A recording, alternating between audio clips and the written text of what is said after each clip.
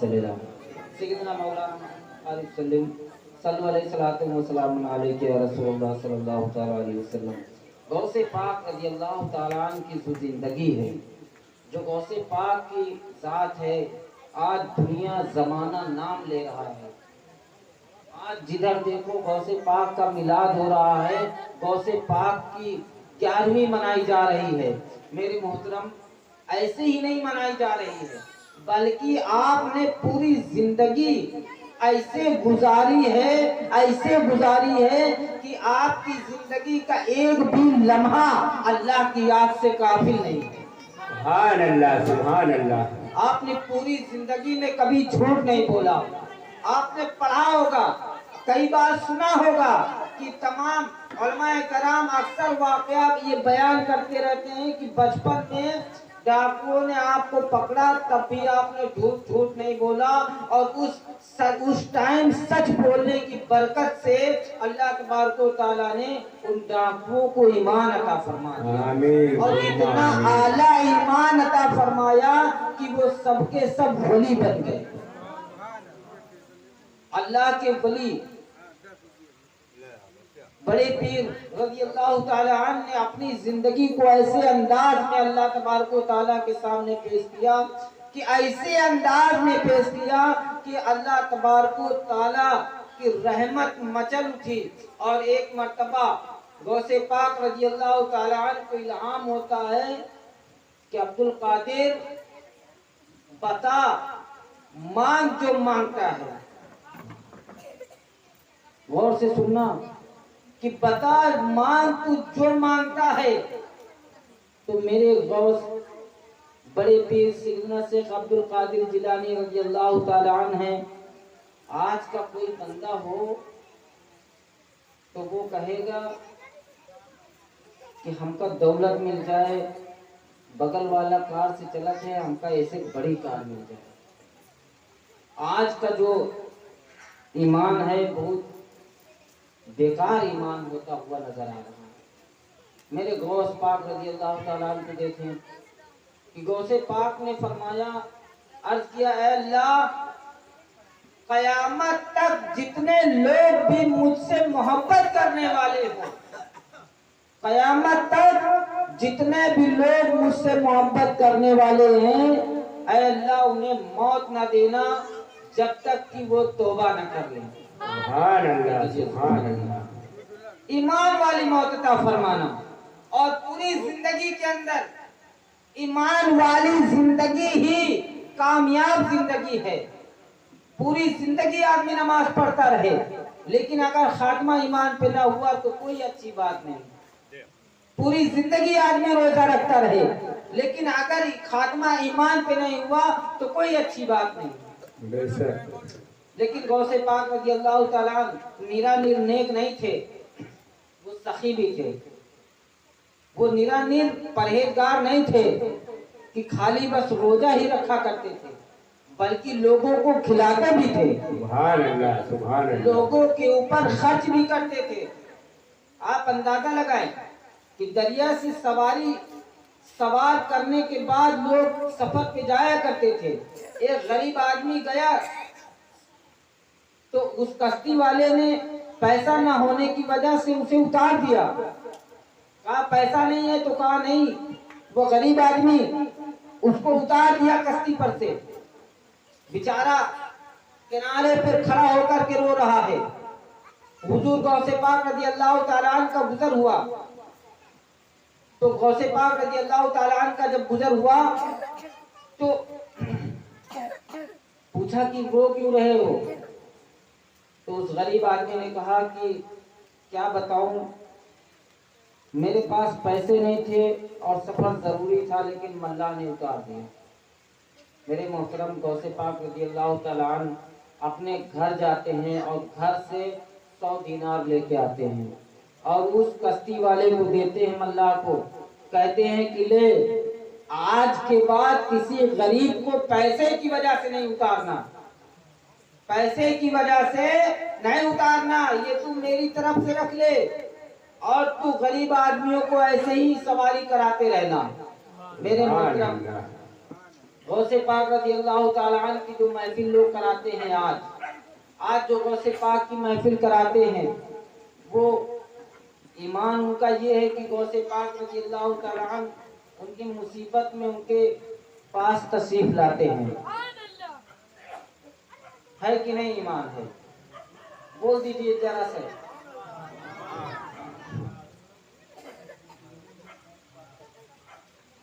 दरूद पाक पढ़े, अल्लाहुम्मा सल्ली अला सय्यिदिना मौलाना मुहम्मदिन व आलिहि वसल्लम।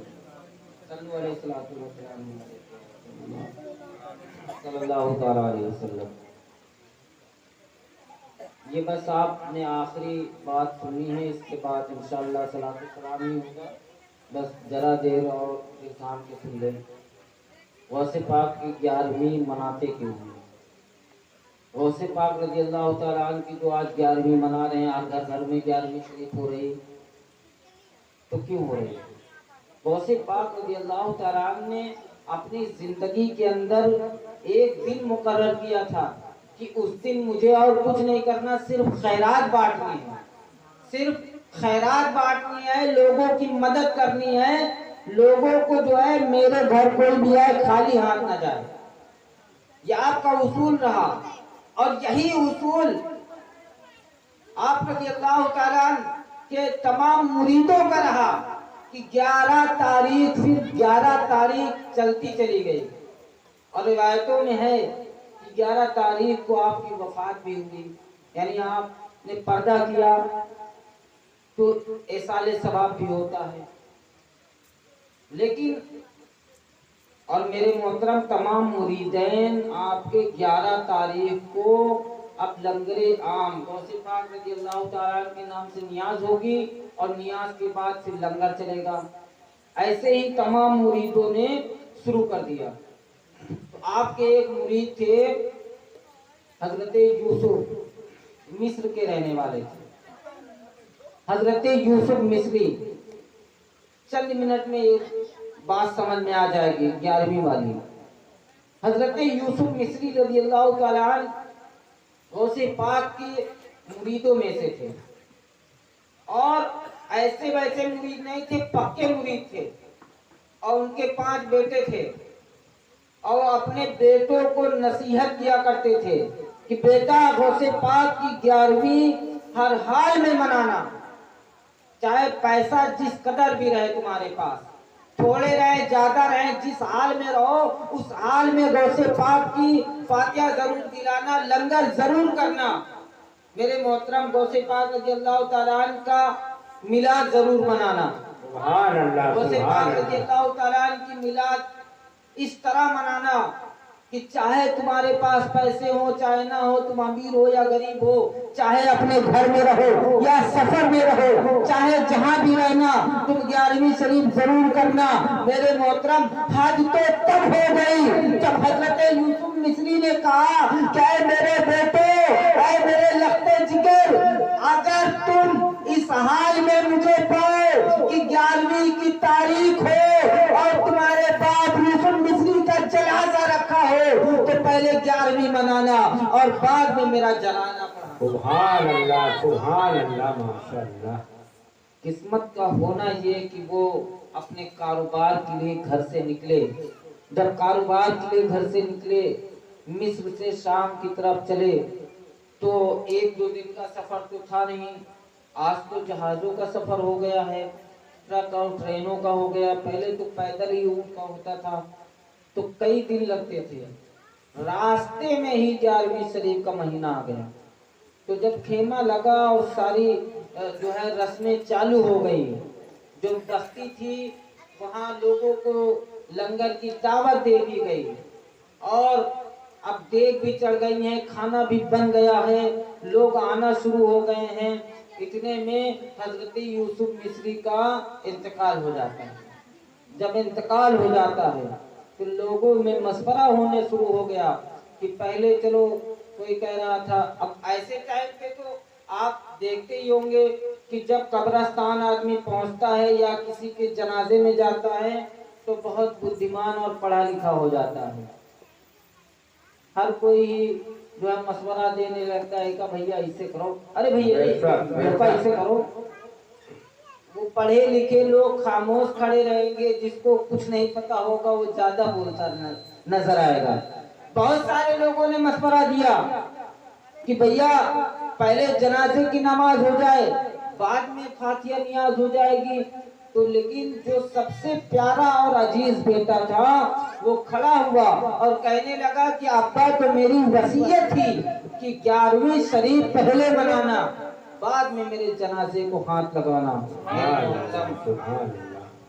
अब हुआ ये कि उस वसीयत पे अमल किया गया और हजरत यूसुफ मिस्री का जनाजा एक कोने में घर में रखा हुआ है। हुजूर गौसे पाक रज़ी अल्लाह ताला अन्हु की नियाज होती है और नियाज होने के बाद लोगों को बैठा दिया जाता है। बैठाने के बाद दस्तरखान लगती है, उनके सामने प्लेटें लग जाती हैं। तो पहले के ज़माने में रिवाज था, जब किसी के घर दावत होती थी तो जब मेहमानों के आगे खाना लग जाता था तो घर का जो गार्जियन होता था, घर का जो बड़ा, वो आके कहता था कि आप लोग बिस्मिल्लाह करें, खाना तनाव करें। होता था कि नहीं, बड़े बूढ़े लोग जानते होंगे, ऐसे हो रहा था। तो जब तमाम लोग जब बैठ गए तो इतने में दूर से एक शख्स आवाज देता है, भाई रुको, हम भी लंगर में शिरकत करेंगे। लोगों ने कहा रुक जाओ, आ जाने दो। जब वो शख्स आया और आने के बाद बैठ भी गया और लोगों ने खाना शुरू किया। अब तो दावतों में देखो तो किसी का कोई इंतजार ही नहीं, बल्कि दस्तरखान पे बैठने वाले तमाम अफराद को सोचना चाहिए कि जितने लोग बैठे हैं, अदब ये है कि सारे लोग एक साथ में खा के उठे। अदब ये है कि अगर तुम थोड़ा खाना चाहते हो तो तुम थोड़ा थोड़ा खाओ, ताकि जो तुम्हारे साथ में खा रहा है वो भी तो घर के खा ले, है कि नहीं? बेहतर ये शरीयत में अदब बताया गया है। गौसे पाक रज़ी अल्लाह ताला अन्हु ने देखा कि जब लोग खाने लगे तो कहा कि रुको, घर का गार्जियन कहाँ है? अभी कोई इजाजत नहीं मिली। तो घर के बड़े लड़के ने आकर के कहा कि आप तमामी लोग बिस्मिल्लाह करिए। तो उस मेहमान ने कहा कि ऐसे कैसे बिस्मिल्लाह करें, घर का गार्जियन कहाँ है, बड़ा कहाँ है, तुम्हारे वालिद कहाँ हैं? कहा कि वो सफर पे गए हैं। सफर पे गए, आप लोग खाना खाइए, वो आ जाएंगे। तो फिर उस मेहमान ने कहा कि जब तक नहीं आते हम लोग इंतजार करेंगे। सुभान अल्लाह। तो बेटा कहने लगा, मन में तो बात चल रही थी ना कि अगर अब्बा बाजार गए होते तो आ जाते, अगर अब्बा कहीं आसपास में गए होते तो आ जाते, लेकिन अब्बा इसी जगह चले गए हैं जहां से कोई वापस आने की जो है कोई राह नजर नहीं आती। तो उस मेहमान के कान में आकर के बेटे ने कहा कि अब्बा तो मेरे इंतकाल कर गए। अल्लाहु अकबर। सोचिए, अब्बा तो मेरे इंतकाल कर गए, लेकिन आप हजरत खा लीजिए। फिर उसके बाद में जनाजे की रस्म होगी। उस मेहमान ने कहा कि गार्जियन के बगैर कैसे खा ले, अगर मुझे जितना भी इंतजार करना पड़े, लेकिन वो जब तक आकर के कहेंगे नहीं तो जब तक हम लोग कोई खा नहीं सकते। मेरे मोहतरम कुर्बान जाओ, अल्लाह तबारक व तआला ने अपने बंदों को कितना पावर अता फरमाया है। उस आने वाले मेहमान ने कहा कि तुम्हारे अब्बा इंतकाल कर गए हैं? तो कहा हाँ। तो कहाँ हैं? मुझे ले चलो उनके पास। जब उनके पास ले जाया गया कि देखा कि मेरा प्यारा मुरीद हजरत यूसुफ मिस्री जो है लेटे हुए हैं, जैसे लग रहा है कि अभी अभी कोई इन्हें लोरी दे के सुला के गया हो। मेरे मोहतरम, उस मेहमान ने एक अपना पैर का अंगूठा हजरत यूसुफ मिस्री के छुआता है और कहता है रब्बी कुम बिइज़्निल्लाह, ऐ बंदे उठ जा अल्लाह के हुक्म से, सुभान अल्लाह, उठ सुभान जा अल्लाह। अल्लाह के हुक्म से। मेरे मोहतरम वो कलमा तैयबा पढ़ते हुए खड़े होते हैं, ला इलाहा इल्लल्लाह मुहम्मदुर सल्लल्लाहु ताला अलैहि वसल्लम। मेरे मोहतरम आज के कुछ कमजोर अकीदा वाले मुसलमान ये भी सोचने लग जाएंगे कि अगर ऐसा होने लगे तो फिर होई बा ले अल्लाह के वली मुर्दा जिंदा कर दीन, अगर ऐसा होने लगे तो होई बा फिर ये सब दुनिया भर की टीम जहाँ बेकार हुई है, बड़े बड़े डॉक्टर ना बचा पावती हैं।